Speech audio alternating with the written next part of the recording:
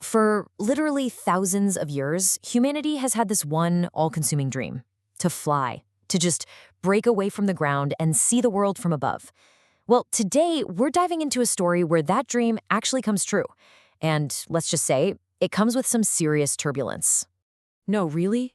Think about it. If you had one single day, just sunrise to sunset, to have wings and go anywhere, where would you go? What would you even do with that power? It's a fantasy we've all had, right?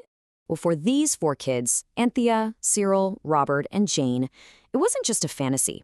They have access to a creature that grants wishes. The only problem? So far, their wishes have been, let's just say, a total mess. And this one? This one is going to be no different. So you gotta understand, their last few wishes for things like beauty and mountains of gold, they've been total train wrecks, ending in disaster at sunset. So the oldest sister, Anthea, she decides they need a new game plan. She's smart enough to realize that just blurting out wishes is getting them into some serious trouble. So she gets up at the crack of dawn, like 5 a.m., all by herself, and sneaks out to this old sand pit. That's where the Samiyad lives, this super grumpy, ancient, furry little creature that grants the wishes. But this time, she's not there to make a wish. She's there to ask for advice, to figure out how to wish for something amazing without everything blowing up in their faces. Now, the Samiyad isn't exactly thrilled to be a life coach, but it does give her this one absolutely critical warning. It tells her this story about some kid from ancient Nineveh who also wished for wings, but completely forgot they would disappear at sunset. He fell and, well, let's just say it wasn't a happy ending. And that right there, that's a huge piece of foreshadowing. It's advice, but man, it's also a threat.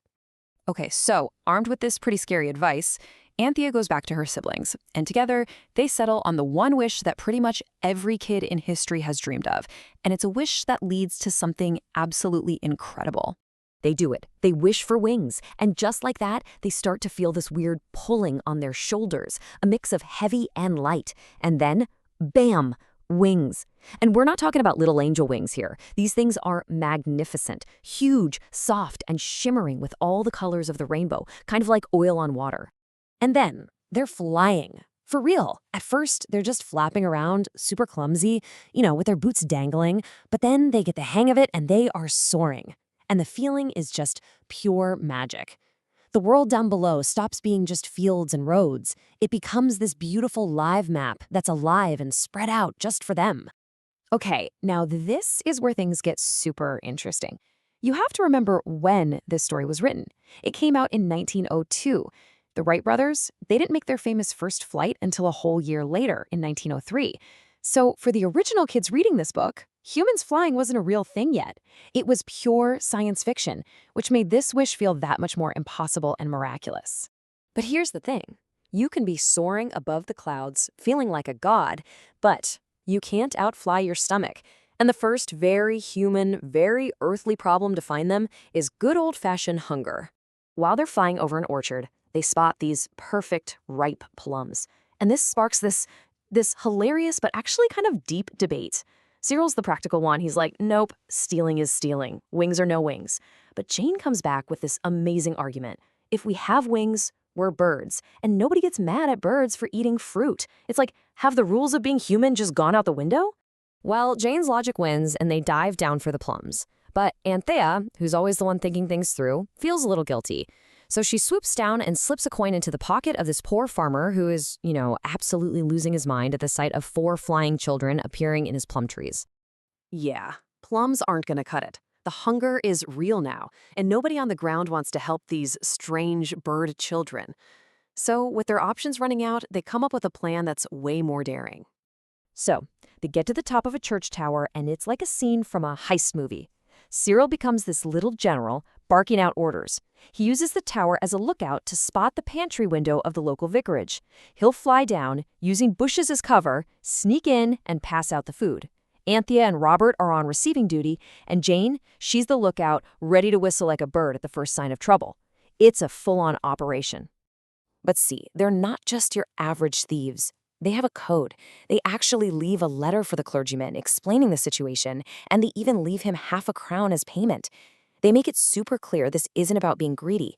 They even specifically leave the desserts behind to prove it's about pure survival. And now, the loot? It is glorious. We're talking a whole cold tongue, a chicken and a half, a big loaf of bread, and even a siphon of soda water for a little fizz.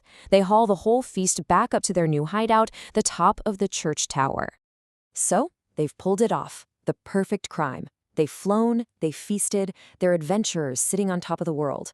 It feels like a complete and total win. But in all the excitement, they forgot the one crucial thing. They forgot the warning.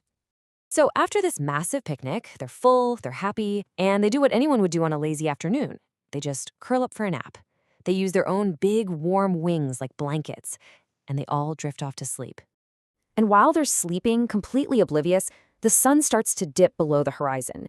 That warning from the Samoyed, the one about not being high up at sunset, it's just hanging in the air, totally forgotten. And when they wake up, everything is wrong. The sun isn't warm anymore, it's the cold twilight. That heavy, powerful feeling on their shoulders, it's gone. The wings have vanished. They scramble over to the door that leads down the tower stairs, and it's locked from the other side.